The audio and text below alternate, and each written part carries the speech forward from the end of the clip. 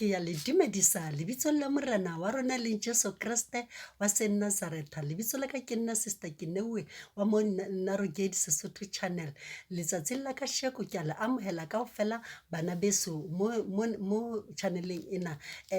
Hona jwale ka tsheko re tlo buisana ka taba ya mme le ntate ka mo kamoreng, hore mme le ntate ka mo kamoreng kamore ya ntate le mme ya hlomphiwa ngwaneso, kamore ya banyalani ya hlomphiwa. Ha se kamore eo o tshwanetseng hore o kene ka mokgwa o ratang ka teng, ke kamore eo e hlomphiwang. Ene lenyalo le hlomphiwa ke batho bohle bana beso. Re tlo buisana ka yona letsatsing la kasheko he. And then ha re ye lentswe la Modimo, re tlo bala lentswe la Modimo kaofela ha rona mo bukeng ya Proverbia 18 verse 22. A re baleng kaofela bana beso ha re ifumane. E re ya fumaneng mosadi wa sebele o fumane lehlohonolo, o filwe mpho ya mohau ke Jehova. Ya fumaneng, haleluya, ke taba tse monate ya hore ya fumaneng mosadi o fumane, ya fumaneng mosadi wa sebele o fumane lehlohonolo, o filwe mpho ya mohau ke Modimo. Modimo mo file mpho ya mohau. So motho ya fumaneng mosadi o lehlohonolo haholo ngwaneso, ka lebaka la hore ke seo Modimo a mo fileng sona. So ngwaneso ke dumela hore ka nnete bontate ba tshwanetse hore ba rate basadi ba bona, ene ba ba kgoketse kore ba ba tshware ka tsela e ntle, ka lebaka la hore ba hlononofaditswe ka basadi ba sebele, ba hlononofaditswe ka basadi. Motho a nang le mosadi ka nnete o hlononofaditswe.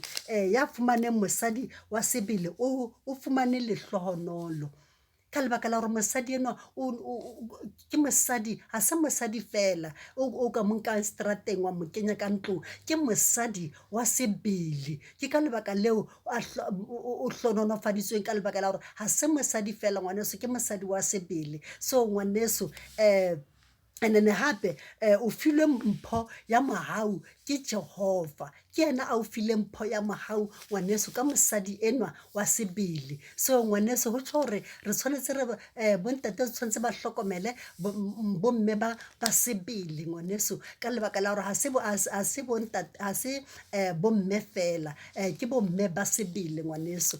Ke a leboha. Hona jwale re ya hape lentsweng la Modimo, a re baleng hape lentswe la Modimo before re tlo kena mo ditabeng tsa rona. A re baleng lentswe la Modimo mo ho ba Efeso,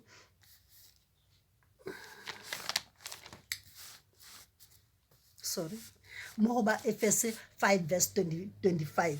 A re baleng re utlong hore yona e reng. E re, lona banna ratang basadi ba lona jwalo ka ha Kriste le yena a ratile kereke, mme a ithetse lefu ka baka la yona. Lona banna ratang basadi ba lona, ratang basadi ba lona. Mosadi o ke mosadi wa sebele, ke mosadi wa sebele. Morate ntate, morate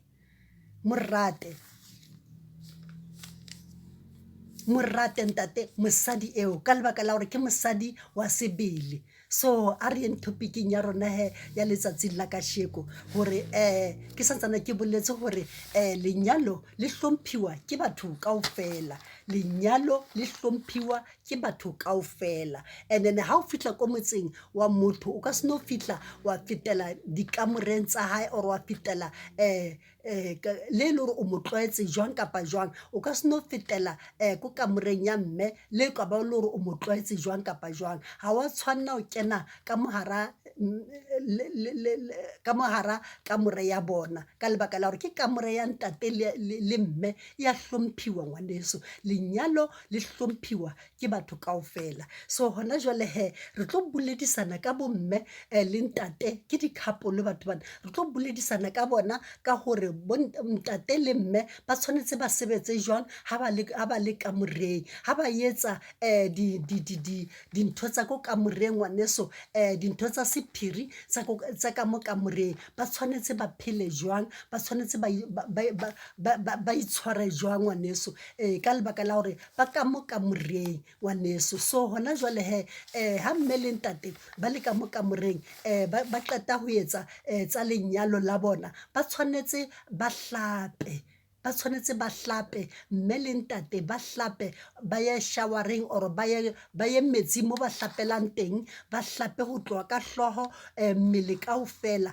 ba hlape ba be skono, and then le seo ba neng ba se sebedisa se a hlatsuwa le sona sa aneiwa bana beso. Ke seo se kgahlang Modimo, ke seo ho tshwanetseng hore ka mo kamoreng ho phelwe ka teng, ya mme le ntate, ya mme, kamore ya mme le ntate ba tshwanetse hore ha ba qetile ba hlape bana beso, ba kgutlele hape dikobong, and then ha ba sa tlo etsa letho until nako e latelang, ka lebaka la hore ba setse ba hlapile jwale ba sekono ngwaneso. So ke seo se tshwanetseng hore se etsahale mo kamoreng ya mme le ntate. Kamore ya mme le ntate e ya hlomphiwa, and bethe ya mme le ntate e ya hlomphiwa, tshwanetse e phele e le holy, kamore ya bona tshwanetse e phele e le holy. Ke ka lebaka leo ba tshwanetse hore ba hlape hang fela ha ba qetile ya ngwaneso. And then e nngwe hape mme ha robale ka mo dikobong a hlobotse ngwaneso, ha tshwanela ho robala a hlobotse. Mme o apara linen ya hae ya 100%, o covera le hloho ya hae ha a robala ngwaneso, o apara ka tsela e tshwanetseng, ha robale a sa apara a re ka lebaka la hore ya nna le ntate wa ka wa ntseba, le le hore wa o tseba ngwaneso, ha wa tshwanna ho robala le yena o sa apara. And then re se ra lebala hore tempele ke tempele ya moya o halalelang, and then our body ke tempele ya moya o halalelang. Le ntate fela jwale, ntate ha robale a sa apara ngwaneso, ntate o apara le yena linen, and then o covera mmele wa hae ngwaneso, then ba robale. Ke ka tsela eo o tshwanetseng dintho di tsamaiswe ka yona bana beso. So and then nngwe hape bomme ha ba tshwanna hore ba robale ka di-fancy night dress, ba re ka lebaka la hore ke batla hore ke kgoke ntate a mpona. No, ha re sebetse jwalo mo bokresteng bana beso, ha re etse ho tshwana le lefatshe, ka tsela eo lefatshe le aparang ka teng, ka tsela eo lefatshe le etsang ka teng ko dikamoreng. Rona re le bakreste re a hlompha, re hlompha le kamore ya rona, ebile kamore ya rona re ikhipa e le holy. Ke ka lebaka leo ngwaneso tshwanetseng ho be holy ka mo kamoreng ya rona. And then ra tshwanna hore o le mme o fumane o apere dintho tsa hao tse di silky dinyenyi, o re ke batla ka tjeko hona ntate a mpone hantle. Ngwaneso ha re etse dintho tse jwalo re le bana ba Modimo, ha re le bana ba Modimo re phela re coverile mebele ya rona ka matsatsi ohle, re phela re coverile. E ka ba ile hore o a robala, wa covera mmele wa hao mme, le wena ntate o covera mmele wa hao le ya robala ya ngwaneso. And then engwe hape mme ha rule ntate ngwaneso, ha rule ntate mo lenyalong, mo dilong tsa lenyalo.